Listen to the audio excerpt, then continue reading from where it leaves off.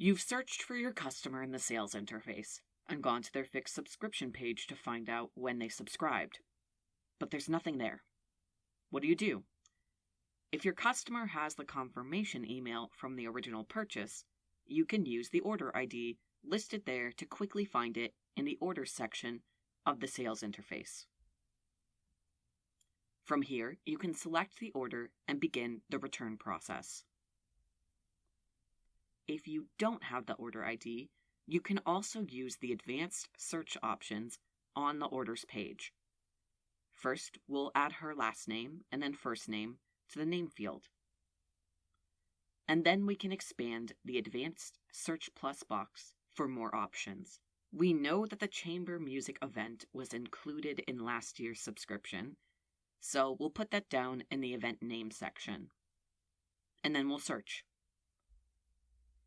We can then select the available orders to see if one of them is the original, and easily navigate back to the orders page without losing our search. And, if necessary, we can add more details to the order search to try and narrow the results down even further. This is the correct order. To start a return, we'll select the check boxes next to the tickets and open the drop-down arrow next to print and select Return. We'll also return her subscription so that the hold is released for future subscriptions as well. To do this, we'll select the subscription from the Other Items section and return. And then we can finish the refund in the basket. This customer wants to save her refund money as an account credit to use at a later date.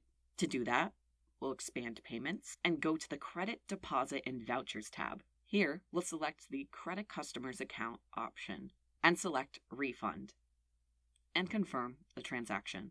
When you do this, you may get a prompt asking if you'd like to email the customer a confirmation email. Now, when we look at the order history, we can see that the tickets for this fixed series package were returned and refunded.